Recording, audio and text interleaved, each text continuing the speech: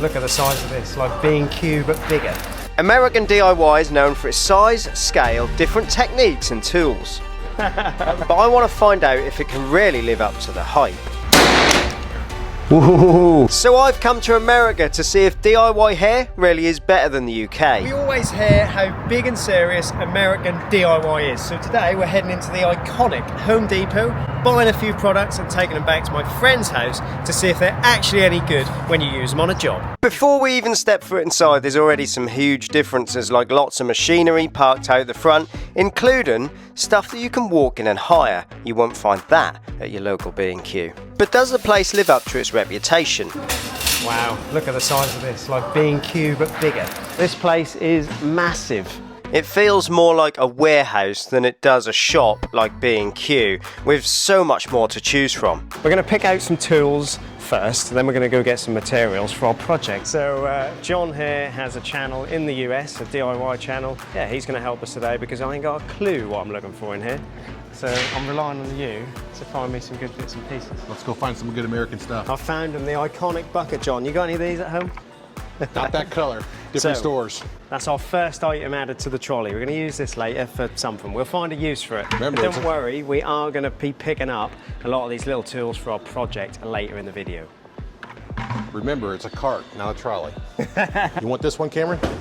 I don't think I'd fit it in my truck, mate. We'll get it. We'll get it in your truck, that's for sure. So all the pack-out stuff, of course, in the likes of B&Q and Wix back home, we can't just go in and buy these pack-out toolboxes and things.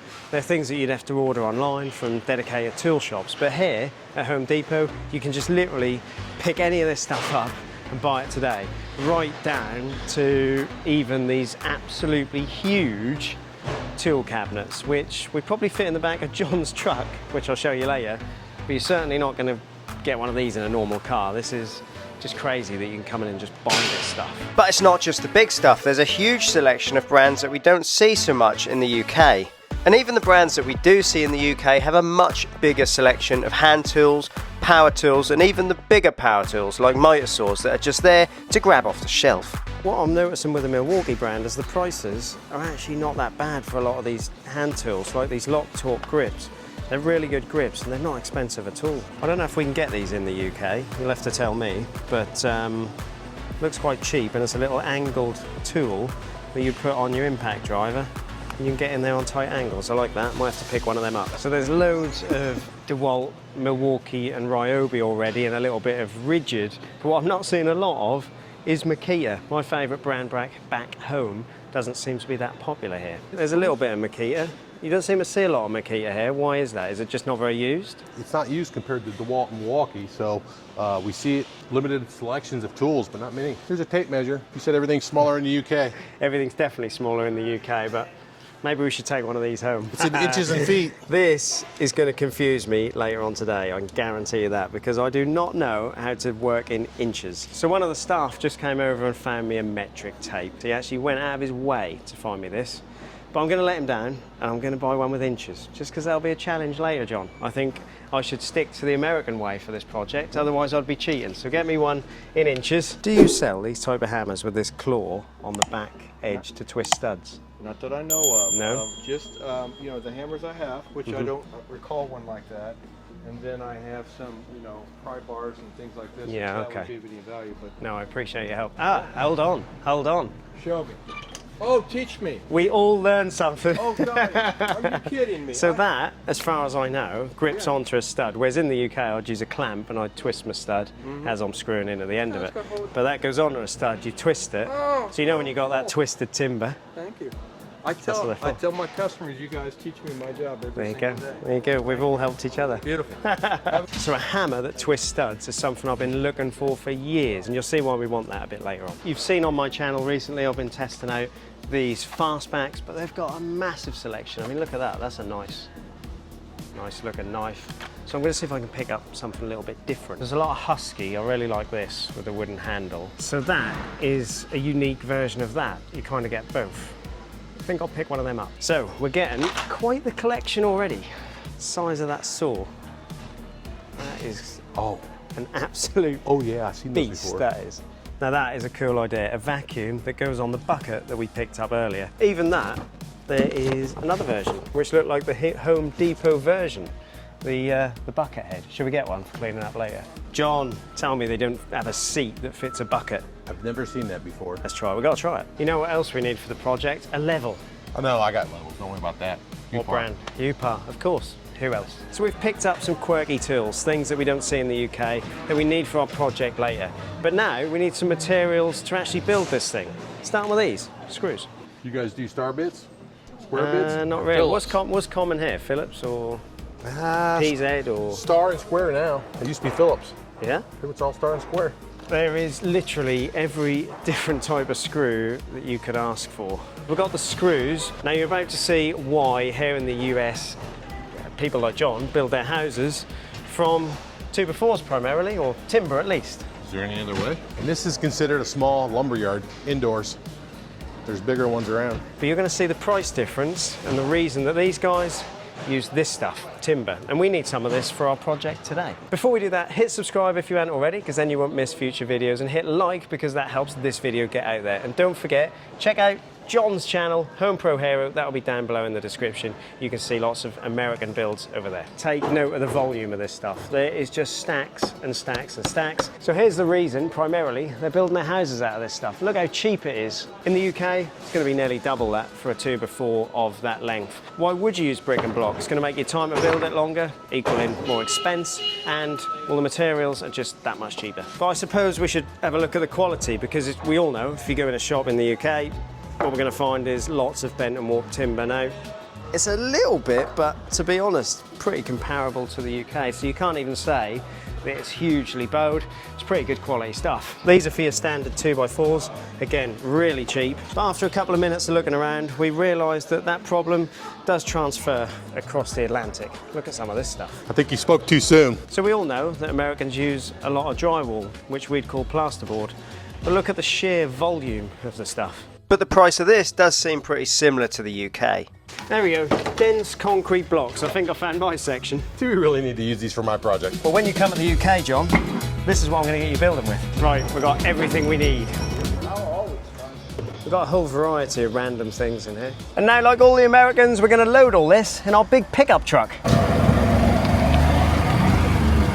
Right, back at John's, and we are in his pole barn. And now what we're going to do, get all this stuff unloaded, set up, and we're actually going to see how DIY is in America. So let's get some of these tools out that we bought and put them to use, but we are going to use John's power tools because, of course, I couldn't get a miter saw in my suitcase. So we are going to use John's power tools, and then we can get on with building this wall. Right, so I've already unboxed my little knife, which is a really nice knife actually.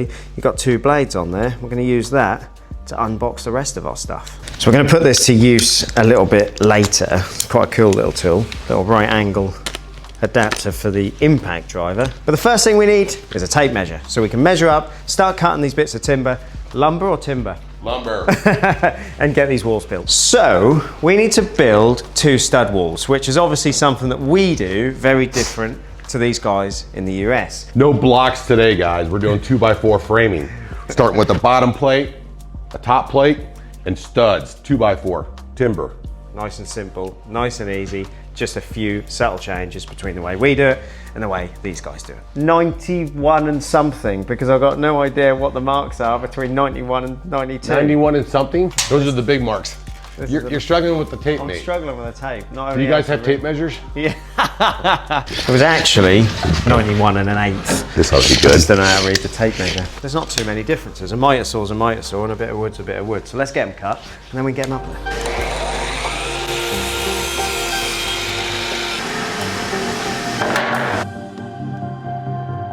Now these guys are primarily using Torx bits over here, so we're going to use our new Diablo, what they call it, Diablo impact bit. There we go, it's a bit long, but that'll do the job. And I got on quite well with the Torx bit in the impact driver. I actually think I prefer it to the PZ bits I normally use. Did anyone say Americans don't work hard?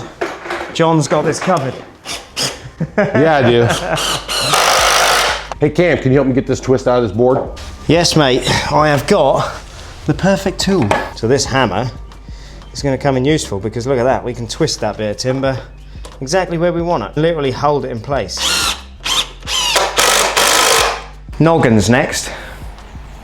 Do what? Noggins. Do you use noggins? I don't know what noggins are. Noggins are bits of timber that we would put between each one to stop the timber twisting, unless you were using OSB or something like that, which stops it twisting. No need for that today. Now, we use drywall for those types of things.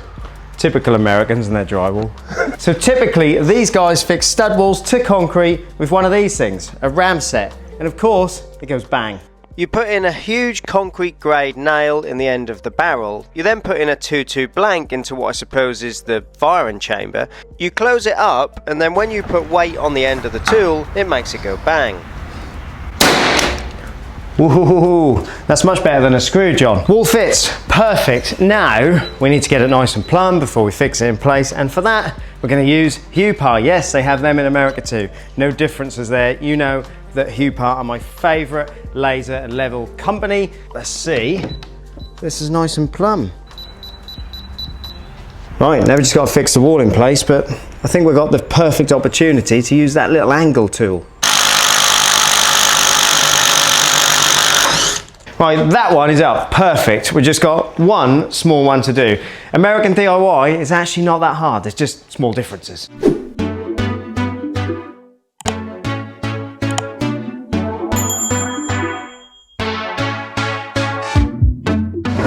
So what do I think of the tools that we bought so far? Well, I love the hammer. I've always wanted one of these, and it's going to be a really good little addition. I'm going to send that one home. The knife as well is brilliant. I think that's a really good knife that we grabbed in Home Depot. They got some good tools in there, and especially these buckets. B&Q, Wicks, you need to take a look at this because there's so many attachments and they're great buckets. And on that note, let's get one of the best attachments out and have a little clean up.